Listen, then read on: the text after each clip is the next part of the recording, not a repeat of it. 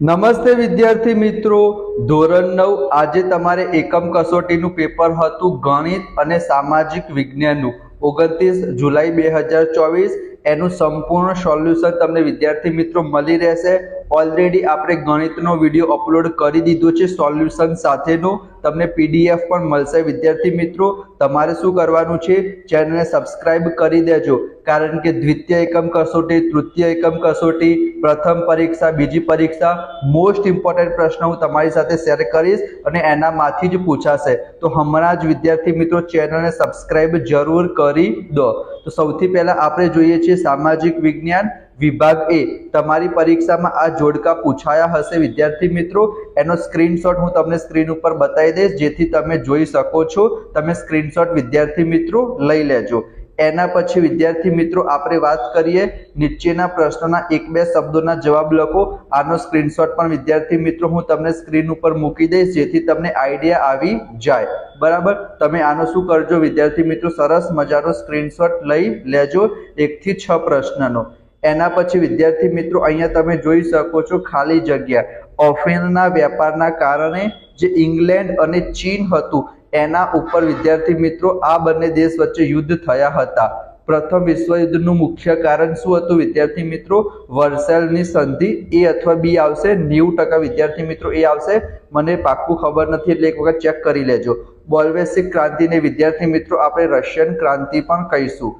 એના પછી ચોથા નંબરનો પ્રશ્ન છે કે રાષ્ટ્રસંઘની રચના ક્યારે થઈ હતી? 1920માં કરવામાં આવી હતી। એના પછી વિદ્યાર્થી મિત્રો સાચો વિકલ્પ પસંદ કરો। તો મેં તમને કીધું પણ હતું કે આ પૂછાશે। બંધારણની મુસદ્દા સમિતિના અધ્યક્ષનું નામ હતું ડોક્ટર ભીમરાવ આંબેડકર। એના પછી ભારતના રાષ્ટ્રપતિ રાજ્યસભામાં વિવિધ ક્ષેત્રના નિષ્ણાત અનુભવી એવા કેટલા વ્યક્તિઓ? 12 વ્યક્તિઓને સભ્ય તરીકે પસંદ કરી શકે છે। કેન્દ્ર યાદીમાં વિદ્યાર્થી મિત્રો 97 વિષયોનો સમાવેશ થાય છે। અને ભારતનું બંધારણ ક્યારે અમલમાં આવ્યું હતું? 26મી જાન્યુઆરી 1950। માટે આપણે પ્રજાસત્તાક દિન તરીકે ઓળખીએ છીએ 26મી જાન્યુઆરીને। એના પછી વિદ્યાર્થી મિત્રો તમે જોઈ શકો છો વિભાગ બી, એનો સ્ક્રીનશોટ પણ હું તમને આપી દઈશ કે પહેલો પ્રશ્ન છે કે ડેલહાઉસીએ ખાલસા નીતિ અંતર્ગત રાજા અપુત્ર અવસાન પામતા કયા રાજ્ય ખાલસા કર્યા હતા? બીજો પ્રશ્ન છે કે મીઠા ઝેર સમાન કેમ હતી વેલેસ્લીની સહાયકારી યોજનાઓ? ડેલહાઉસીએ કયા કયા સુધારાવાદી કાર્યો કર્યા?